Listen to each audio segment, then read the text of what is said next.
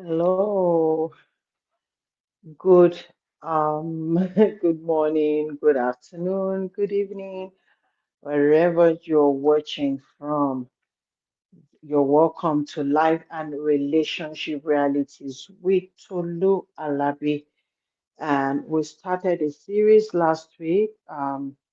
We're gonna work on the series this week. We started a stop series last week, like stop, like put a halt on that, put a hold on it, pause it, or just literally stop it, put an end to a particular thing. So today, last week we talked about stop the shame, stop the guilt. We talked about people that are carrying their own guilt because you have done something in the past, you feel you're not out of that circle yet, the circle of guilt, the circle of shame, the circle where you keep telling yourself, oh, maybe if I've done something better, or maybe things will be better, or maybe if I've taken a different approach to things, where you keep feeling that oh, I caused this, I brought about this shame.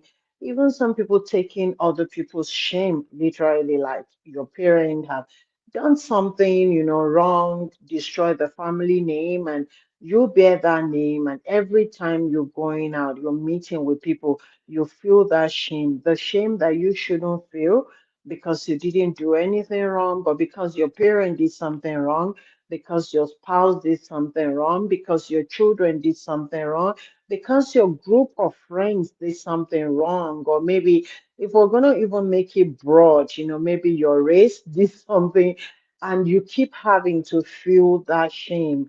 I talked about it last week that that is not the shame for you to carry.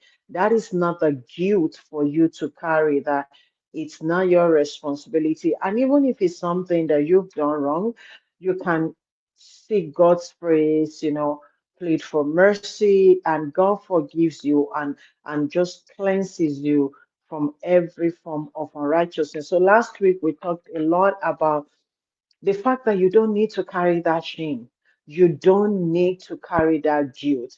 And so today we're going to be talking about stop the abuse. I said this month we're going to be talking about the need to stop certain things in our life so that the things that ought to show up can actually show up.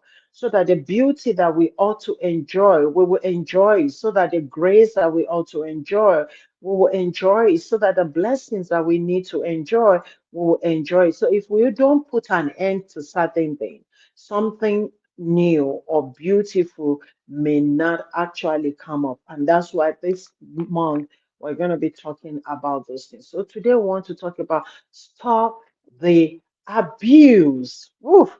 It's a broad topic. It's not something we can finish in the minutes that we have, so it's an ongoing talk. Some people have written a book on it. I was saying it that when I was growing up, we don't kind of use the word abuse. We don't use that term abuse. And someone like me, I went through sexual violation as a child. I could not even put a name on it to say this was an abuse. That was how much I was talking about the 80s, that was how much we didn't really use the word. The word has always been, but in the part of the country where I came from, we just don't really like use the word at that particular time. And when somebody's done something like that, being abusive to another person, we definitely not use the word. We can feel, oh, this person, what you're doing to this person is bad, but we don't use the word abuse. And let me say something here before I start talking today. The first stop that I want to say is to people that are not being abused, that want to give excuse for maybe stopping a marriage, stopping a relationship, and you're coming up, and some people even come to lie about the issue of abuse and begin to question their partner or their spouses or begin to say something that is not true. That is wrong. You need to stop it. When you say things that are not true, you robbing the people that are actually going through that thing, authenticity of their voice. You don't need to do it. If you're into a relationship with somebody and you feel that you don't want to be in a relationship again, either you want to do it in a bad way, like someone has not done something wrong to you, you just want to cut it. Yeah, you're still free. I mean, like that would mean that your conscience will need to speak with you. But even whatever it is, don't use the word abuse when you have actually not been abused. I just want to say that to please stop. Like even parents and kids, these days a parent corrects a child and the child, oh yeah, that's an abuse. Can you please give yourself a break? That's not an abuse. Correction is not an abuse. Yeah, I understand sometimes the way we measure out the correction. So when the parent correct the kids, that's not a form of abuse. When the parent tell you you can do better in your education, you don't go about say, "Oh, I'm emotionally abused in my home. Oh, my mom is always saying, oh." Goodness, if you're an American mother, you probably maybe if you're an American child with an American mother, you'll probably be talking much about that, but the truth is, correction is not abuse. People talk about African mothers, we correct our children in different ways. It can become abusive in a way, truly. But we're going to learn what it is so that everybody understand what we're talking about. So we're talking about abuse. When we're talking about abuse, what are we talking about? I want to encourage you, if you're online, please share with other people that a lot of the percentage of men and women going through, especially domestic abuse, is alarming. We were in a place yesterday, and somebody was talking. I was talking about this topic that I'm dealing with today, and somebody was like, "Oh, I think it's better." Everybody's talking out, and I said, "No, not everybody's talking out. There are not everybody is speaking up. There are so many people that are going through abuse in their relationship. People that are even young, people that are dating, people that are engaged, people that are married. It cuts across board. And let me say something here. Abuse is not only a man abusing the woman. No, abuse can be a wife abusing the husband as well. So yeah, when we're talking about physical abuse, most of the time, because the men have more muscle and more of those things, sometimes it's more on the side of the men, but that does not mean that it's not, men are not also suffering abuse. We're going to talk about it as fast as we can. So stop the abuse. I look up what abuse is, because I have my definition, but I wanted to look at the dictionary, and it said treating abuse is when you treat a person or an animal with cruelty. Cruelty is behavior that causes pain, or suffering to a person or animal. It said that causes either physical or mental harm or suffering to a person or animal. So treating a person, abuse is treat a person or an animal with cruelty or suffering or violence, especially regularly or repeatedly. So like I tell people, like if something happened, a one-off thing, I'm not talking about big issue like somebody somebody like rape somebody. That's a one-off thing that is more serious than the 10th thing that somebody else have done. So these abuse, they're usually regular, they're usually repeatedly, but there are capital, like you have capital offense. If somebody rape a person, they don't need to rape that person twice for it to become abuse. That's a grief abuse, either from your spouse or for somebody. People will say, oh, there's no abuse in marriage. That's a lie of the devil. Some women are being sexually abused by their husband. When a woman says no, any other thing after that is called abuse. Because abuse is when you usually cause that harm or cause that suffering um against that person's permission. Once, if you're married to a woman or whatever connection you have with a woman, and the woman says no, Any other thing that happens afterward, that's an abuse. That's a violation of our person. And I'm not saying like husband and wife, maybe the wife said no first and then she agreed later. That's a different situation. That's not an abuse. When it becomes violent against that person's will, like rape, that's when it becomes an abuse. Then we're gonna talk today. There are all kind of abuse, even medical abuse. Medically, when somebody goes to the hospital, they can abuse that person's body. But we're not talking about that abuse today. We're talking about domestic abuse. Domestic abuse are things that happens in the home. And I said it's not only from the men to the women, it can be either way. Domestic abuse is when a parent is, unleashing this violent behavior on their children. That is abuse. I've seen children that have come up with knife on their body, like what a thing, like parent would do, cause those physical. No, that is not right.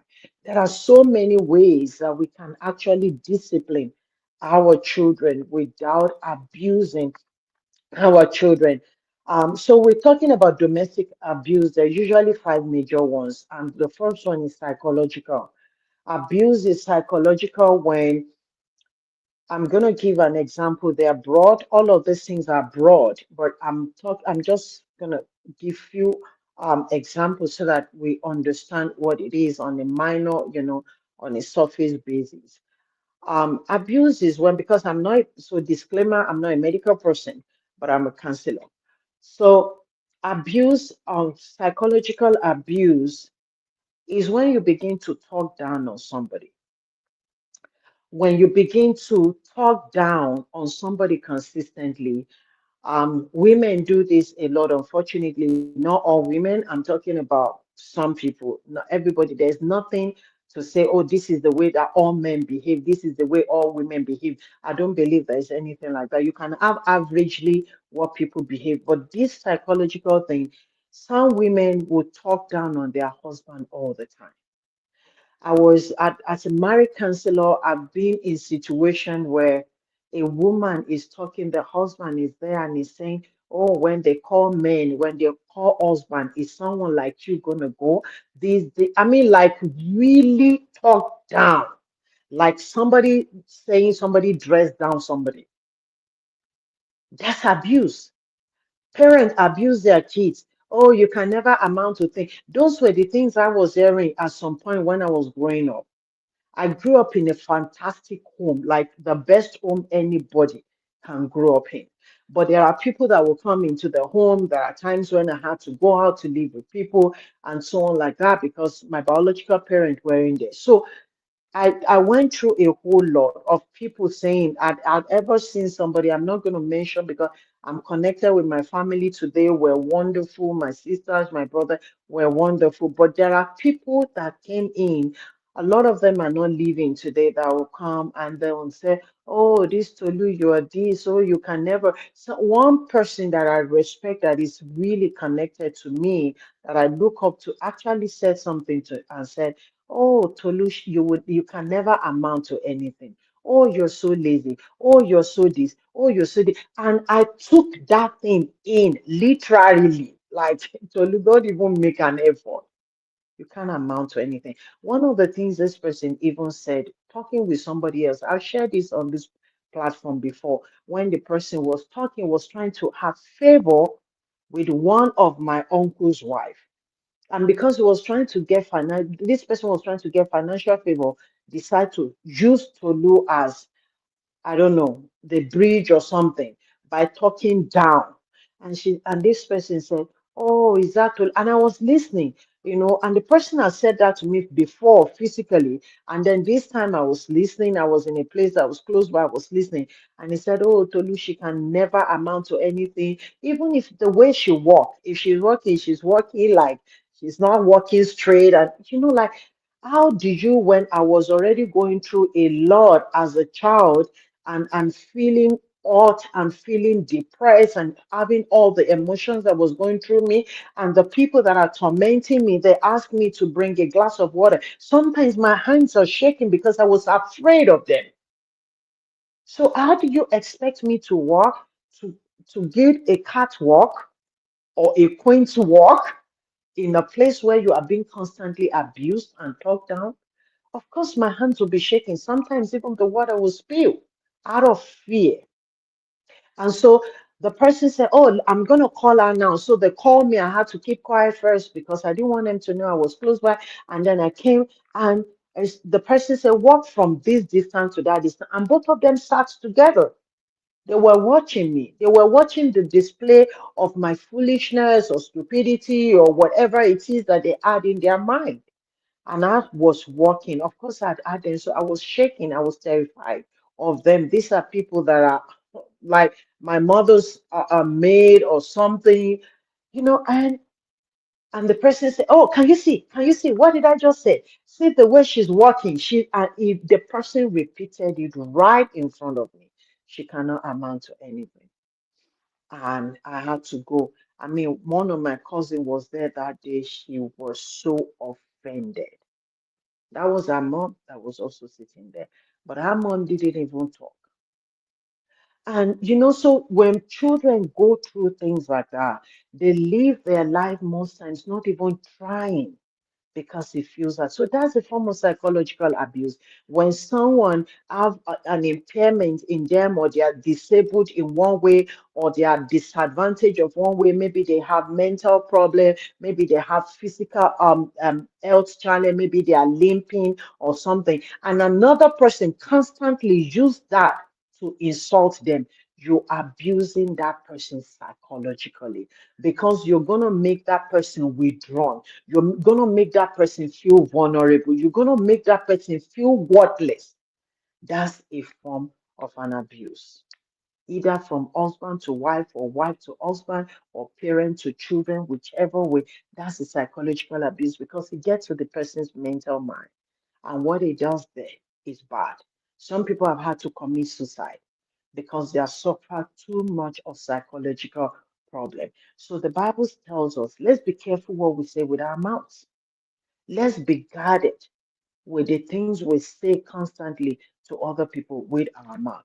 The second form of domestic abuse that I want to talk about today is physical.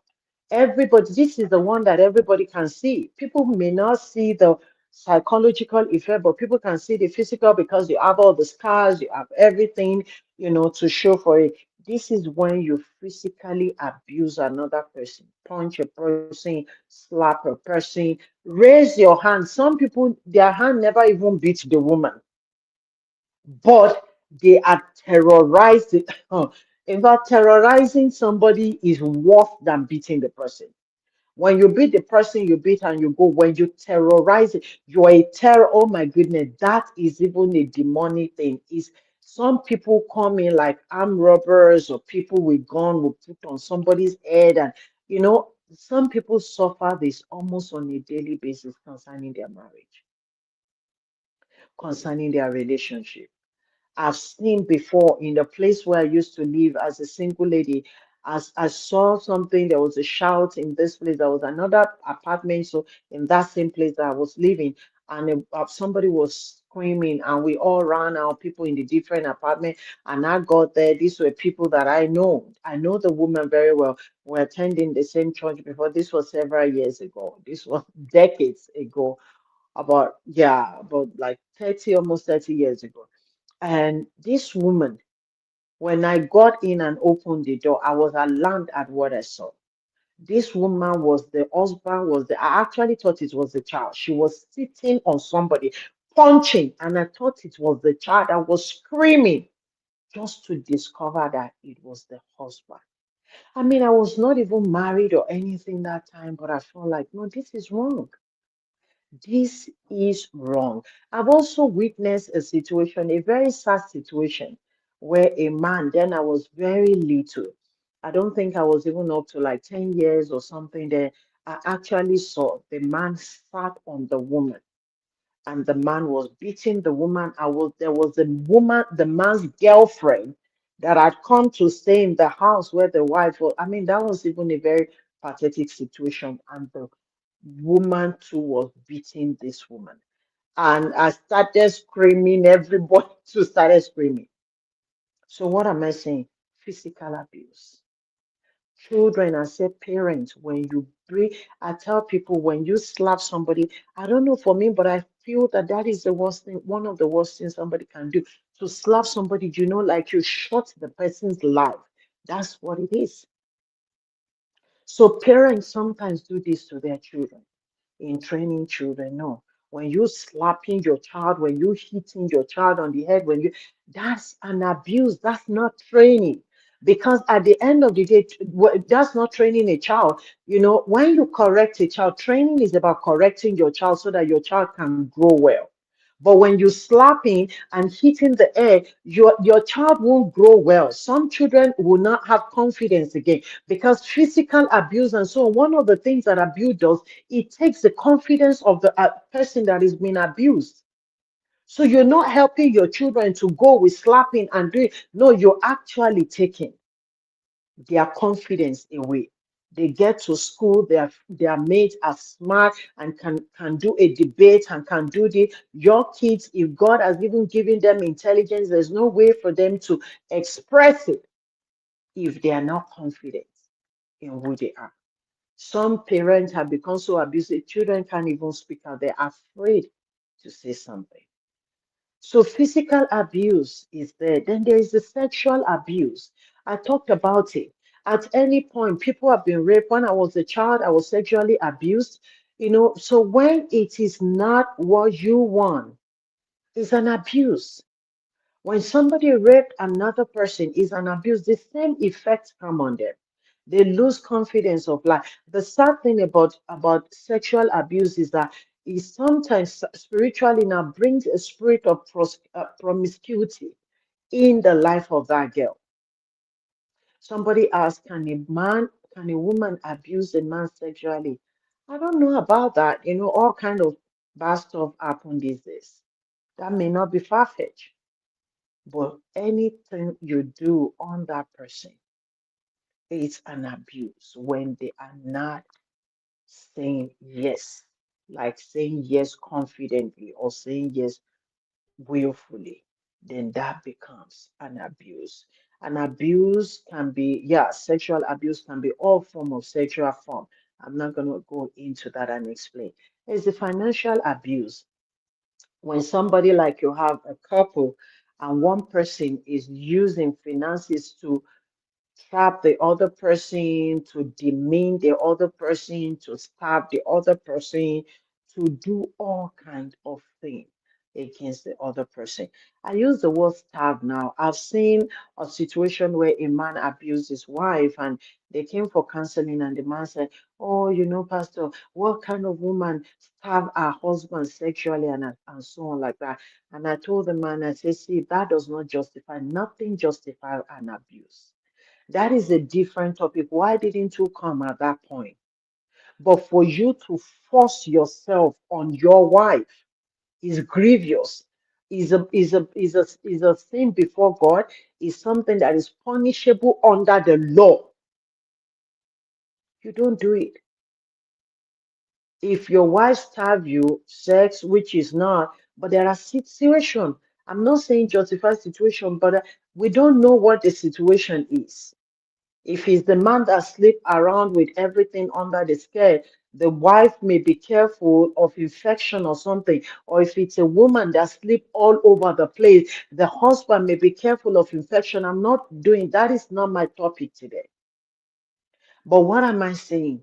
Do not force yourself on another person or take advantage. So financially, don't. You find a family where there's money in the family. The husband doesn't want the wife to look good, so he doesn't give her money to dress up. He doesn't give her money enough for the home when there's money. That's as financial abuse. Sometimes it's the woman too, because in marriage, it does not matter who have money as long as both of you are completely open.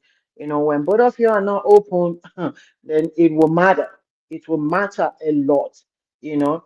So if a woman is the one and the money is coming through, and then your husband is the sincere, both of you are sincere and everything, and you're using that, oh, I don't want girls to see him look good, and those are financial abuse that you do for another person, and it's not good. And then we have the emotional abuse. In all of the abuse, the psychological and emotional abuse is very, very bad.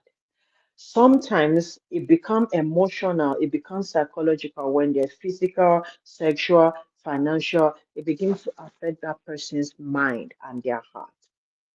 I want to say something to everybody that is watching today, whether you're a man, whether you're a woman, your life does matter. God brought you here on earth. Let me say something to you. The purpose of mankind first was not for marriage. Genesis chapter 1, at the end of Genesis chapter 1, the Bible says God looked at everything that He created and He saw that they were good. There was no single mention of marriage in Genesis chapter 1. People will now say, oh, what about verse 26 to 28? Oh, let them be fruitful and multiply and increase. That was not marriage. That was talking about child. We don't know what will have happened. We don't know God's plan. His mind is not our mind to think that it has to be this way. Genesis chapter 2, when God talked about marriage. So Genesis chapter 1, there was that man that was not named. There was that woman that was not named, that God said to both of them, whether outside of marriage or in marriage, take dominion. Everybody on this earth have a divine assignment. We were created for something. A manufacturer does not create a product and think of what to do with the product. No, he thought about what they need and he created a product to fit the need. So before God formed us, like he said in Jeremiah 1:5, he said, before I formed you in your mother's womb, I knew thee and I ordained you a prophet unto nation before I formed you, before the conception. So do not let relationship destroy your life, because it will not be worth it at the end of the day. There's a lot of people have died because of abuse. We don't need to have more death. Some people committed suicide because when you get emotional, when you get psychological, it begins to work on your brain. You begin to ask yourself, what is it I was supposed to do that I didn't do? I did everything. And some people keep blaming themselves, but that's what we talked about last week, carrying the guilt that is not yours.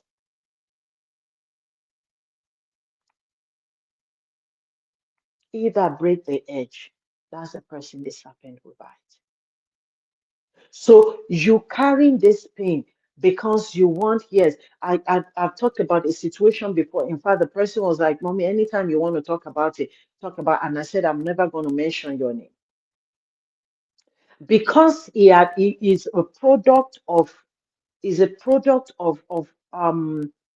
father and the mother didn't get married. What do they call this English? Okay, they didn't get married. So the mother got pregnant. They were kind of boyfriend, girlfriend. The mother got pregnant.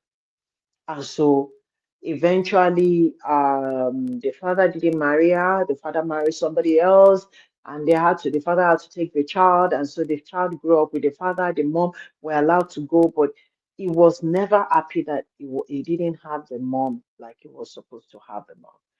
And when he met this girl, they were dating, and the girl got pregnant. He's a son of mine, but he didn't come to talk to me because he probably felt I was going to feel disappointed in that. But I mean, life happens. Sin is sin. It's a sin, but anything can happen. But God does not condemn, even with whatever it is that have happened. It's good to make amendment and get things right. And so eventually, he felt the need to marry this girl. Like, oh, history will not repeat itself. By the way, next week we're going to talk about the generational pattern, how to watch out for it, and how to, as much as possible as you can, not to let it repeat itself. Because if it repeats itself, the same destination is what will come, and the same ending is what will happen. And so, if the ending of that first person was bad, if you go through that route, it may actually also happen. And so, this person, felt the need to marry this lady. Even at some point, he realized that the lady didn't even love him. It was more about his money. He had a great position at that time and everything. But he got married into the relationship and they had a child. And guess what child they have? A son. And the lady was tormenting his life, all kind of abuse, but he stayed. The lady too is a daughter of mine. He stayed in that relationship. He stayed in that marriage because he felt like, no, I don't want the same thing happen. And then what happened at the end of the day? He almost lost his life. And that was when, unfortunately, both of them I tried to come in, but one person was willing to work on it, the other person was not willing to work. And in a situation where one person is not willing to work, I mean, the thing can't stand.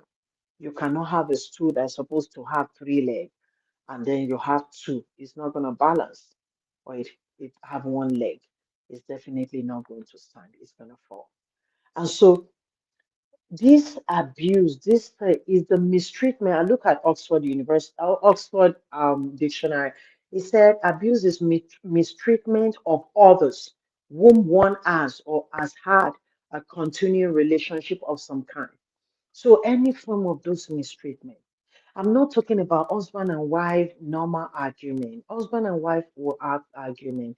Husband and wife will there'll be some form of hurt in the relationship, but we're talking about violence. We're talking about cruel. We're talking about somebody doing something to another person without having any form of human feeling. That's the thing. And I want to say something here. I said it last week. I want to say to people here that you have a partner that is cheating on you. Please don't let their problem, don't let that pain that you're going through become a very deep psychological pain for you. There's no how it's not going to be psychological for you. There's no how it's going to be emotional for you. If you're being cheated on, the pain that comes with it, because the truth is that somebody that is cheating on you is thinking about himself or herself. People that do runaway matches is their satisfaction. Is there because if the table were to be turned, what would be the word that they will say? They do it for themselves. So whatever they have decided to do, if you choose to stay in the marriage or outside of the marriage, whatever it is, just ask God to give you the grace to go through the healing at all times, because that's one thing that can destroy either a man or a woman, depending on who is the one that is playing away matches. So, what does abuse do to you? Number one, it takes away your confidence. When somebody keeps talking down on you all the time, psychological abuse, it does not, you begin to look at yourself in a different way. Or maybe I'm not good enough. Or maybe I'm not this. Maybe I'm not. But let me tell you something, to an abuser, there is just in them. No matter sometimes what you do, an abuser will do what he wants to do, because sometimes it's not about you, it's dysfunctionality in their lives. Abusers are usually product of some form of abuse, mental problems, and all of those things. We're not talking about the abusers today. We're talking about the abuse. So the thing is, I want to quickly talk about how you can stop the abuse, because sometimes, yeah, the abusers, I wish we had the time today to talk about what goes on in the mind of the abuser, especially when they are like that. Like, as I've shared my life before, when I was growing up and I was a 14 child, and I got into secondary school in Nigeria, that's middle school and high school. Any small thing I want to fight, there was something in me that was not a justification, because one day I did slap somebody and the person beat me blue and black. It was a rude awakening. And that changed things. And this is where I want to start from the people that are being abused, that you do not have to stay under abuse. That's not what God destined for you, is greater. Abuse can derail somebody's future completely. Abuse can destroy somebody's life. People have died. There was a woman that the husband stabbed about 38 times. Can you imagine the pain before she eventually died? 38 times. And then they now did psychological, oh, is having some mental, like, seriously, you have mental issue. You can't do that to yourself, but you know how to protect your own self and to do it to somebody else. There is no excuse for abuse. If you are an abuser, sit down, find help, find help. You can get a therapist, you can go medical way, you can go for deliverance. There are so many. That's why if you are a good person and you are an abuser, you will seek help so that you don't consistently hurt somebody else. Oh, this person provoked me. Oh, seriously? You're not going to be the only person that is being provoked. There are things you can do when you're provoked. You can work out, you can find solution. The way to go about life is think about it. If the table were turned, how will I take it? How will I feel? And think about it how the other person is feeling. Because the person that abuses does not feel the pain. It's the person that you abuse that feels the pain. So one of the things I would say to people that have been going through abuse, confront your abuser with wisdom. One of the things I've learned in my life is I'm a kind of person that want peace. I just want peace. Peace. Whatever I will do to have peace. Whatever I will do. But Apostle Paul said, you don't do such things for the sake of peace. You don't let somebody violate your life for the sake of peace. Some people are saying, oh, because of my children. Do you know you're damaging your children the more? Because, sometimes we think that children don't see. They see. There are people that will even say, oh, maybe it's their mom that is talking to them. Oh, maybe it's their dad that is talking to them. Children can see. Children are sensitive. And what are you teaching your children? Some people that their mothers say and they were always abused, or the mother abused the father. You know what the children grow up to be? Some children don't want to marry because of the pain that they have seen their father unleash on their mother, or the mother unleash on their father. Some of the people that go through abuse, some of the girls stand up to feel like they do like a weapon on their body, like military suit on their body, because they're ready to fight, to say if a man dare raise his hand, it destroys their lives.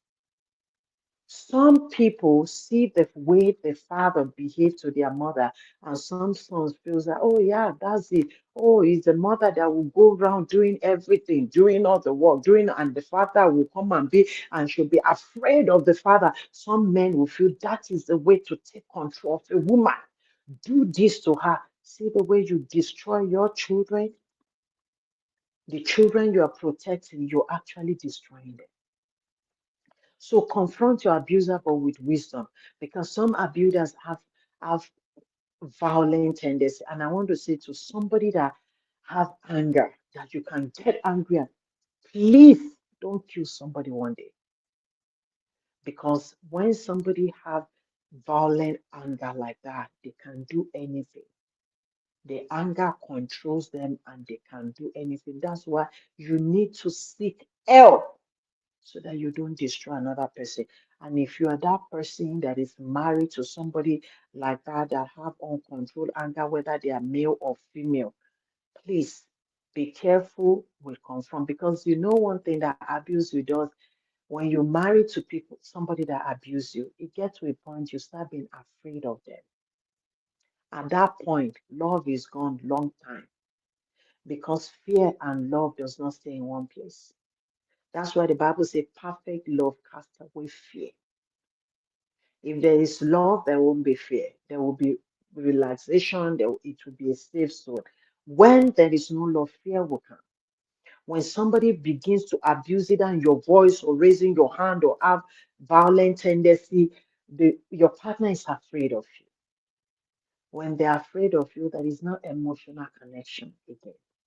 When they are afraid of you. But confront that person. Sometimes make somebody talk in front of the DC. There should be a situation in relationship or marriage where you can freely talk to one another. Not, are you talking to me like that? You don't know who I am. Oh, Mister, calm it down. Who are you? Mrs., calm down. Who are you? When both of you decide to live together, you're deciding as friends to work together. This is not a boss and a worker. No, this is not a servant. This is not a maid issue. Your wife is not your maid. Your husband is not your servant. You guys are partner. You love one another. It's a place of affection. It's a place of love. It's a place of understanding. It's a place of laughter. But when violence and abuse come, that area becomes toxic, and it becomes unsafe. So confront your abuser, but with wisdom. It's not by fighting. It does not make sense. Find counselors that can talk to both of you. Find therapies that can, Christian therapy if you're a Christian, that can talk to both of you. Then speak up. Most of the time, especially we women, we like to keep things under wrap because people tell you, don't get your family involved. Don't get your family involved in your marriage. There are situations when you have to speak up to your family, to anybody that can listen to you. I'm not saying then start talking about, no. But when you don't want to die in silence. When this woman in Nigeria died, a singer, a popular singer, and then people started talking about the abuse she was suffering, and everybody was like, "Why did she keep quiet? Why did she keep quiet?" Somebody, I was talking with a pastor, and the pastor said, "Why would she keep quiet?" And I told the pastor, I said, if she had come, if she has spoken out, you know what you will have said to her? How can a woman be talking about her husband in the open? Nobody will have talked about her pain, but speak out. And your abuser at this point cannot save your life. No. Huh. You have the responsibility of saving yourself, save your destiny, save everything, whether the abuser is a man or a woman. Get out of the toxic place to a safe place. Place sometimes is not location, physical location. It can be the space in your mind. It can be the physical location. It can be remove yourself from that toxic place. That's why you need a counselor. Like I said from the beginning, women that are not being abused. Oh, my husband abused me. My husband abused. And people, you find out that that's not abuse. Please stop that. Find a good counselor, somebody that is neutral to both of you, and deal with that issue. But you have to remove yourself. This woman that I said the husband stabbed 38 times, the husband was always abusive. At a point, the girl started talking, went to her parent one day, because the guy actually said, "What I'm going to do to you," when somebody begins to tell you that, don't underestimate them. Because you think that that person is quiet, it's the spirit that controls them. That spirit can display anything because they will have done that evil before their eyes open up and they begin to apologize. Sometimes it's too late. And so this lady went to her parents, and the pastor of the church came, and we're going to talk to them. The husband is sober, is apologetic, that I beat up the wife. It was a mistake. They did that. They did that up to like 2, 3 times. This particular time, she went again. The pastor came. The father said, "No, do not leave. You are not going to leave this place." But they kept talking. They left. The father still told the girl. They probably talked later. She felt that the guy started calling. She went. She went there not up to 1 week. He stabbed her 38 times till this girl died. So please be careful. Get out of that toxic place and go to a safe place. Sometimes it's for a while. It's for a while for both of you. Sometimes a woman or a man are taking so much and so much and so much is bottled up that if you don't have that separation and get your life back and somebody help you to come together again, it becomes a problem. And I want to say to somebody, if you're doing that transition right now, please, it is not a place for you to now be going around. Don't do that. Honor God. Go through proper healing. Because if you don't get healed properly, it becomes because you can become a wounded person, and a wounded person wants to wound another person. I've seen situation where a woman got to that point, and then one day she brought out a knife to stab the man because she had been abused and suppressed. Let me tell you, if you do that, that woman will go to prison under the law. You cannot. You can leave that environment. That's how we talk to men too. Like when man is provoked, he can take a stroll out and walk. I'm not saying take a stroll into women's hand. I'm talking about taking a stroll out. And then the last is embrace community. Embrace a community. If you go to a church, find a community that can help you, that you can change something. If you have been working, maybe learn something, learn a craft or learn something that can bring healing to you. I know that this crochet, if people that does this crochet, it helps a lot. Maybe you want to start drawing. Maybe you want to start writing journals so that you can let it go because you can't keep that hurt in your life. That's why unforgiveness and bitterness destroys the person that carries it, irrespective of who brought you to that place. Take ownership of your life. Let God be your God. You can't kill yourself because of relationship. You can't kill yourself because of job. There is a workplace abuse too. You can't kill yourself because of that. You need to let God be the one in control of your life, and you take ownership and responsibility for yourself. Because when you keep on in the place of abuse, you lose your confidence, you become vulnerable. And when you become vulnerable, not only with that person in your relationship, whether your boyfriend or your the person you're engaged with, or your husband or your wife, other people will take advantage of you because you become vulnerable. Confidence is lost, strength is lost, energy is lost, zeal for life is lost. You have to stop the abuse. The person that is abusing others have to stop, and the person that is being abused also need to stop. One of the things I was talking to my very dearest daughter this morning, and I was telling her, I said, I'm telling myself every day to say, Tolu, you deserve good things. You deserve, and you can talk to yourself. Talk to yourself. Tell yourself you deserve to be loved. You deserve to be cared for, whether you're a man, whether you're a woman. You deserve to be loved. You deserve to be cared for. You deserve to be properly treated. Properly treated.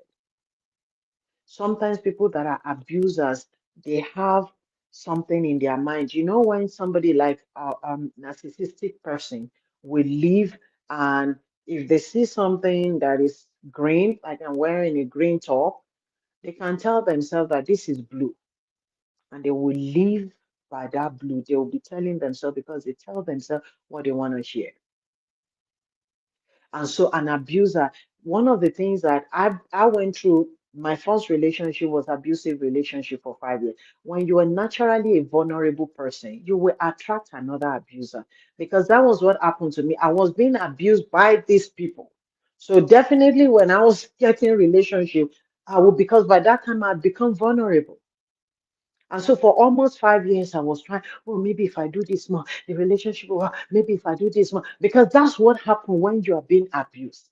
You keep feeling, maybe if you do more, maybe if you do this, maybe if you're more patient, maybe if you keep quiet, and then someone is maltreating you and you're keeping quiet. That was my story. You keep quiet and keep quiet and keep quiet. But what you're doing, you're giving that person energy, more energy to do what they want to do. Oh, is it Tolu? Oh, she'll be quiet. Oh, you can do this. Oh, she will take it. Oh, she will still come back. Oh, she will. That's what they are calling you. That's what they're saying about you. You have to stand on your feet. Your destiny is not only defined by relationship. No, your destiny is not only defined by that friendship. Your destiny is not only defined by that man or that woman. Your life is more important. Don't let anybody mess you, because even for me as a child, one day I look at one of the people that abuse him and I talk back, and they were shocked. Don't let people, I mean, I know somebody is difficult, so you want to find somebody that will help you go through your healing process first. And then before you have confidence, but it's not even in insulting the person. No, you don't do that. What are you going to gain when you look at your abuser and you're insulting? I'm not keeping quiet. I'm just, no way. No, he's just telling the abuser, it stops now. It stops now.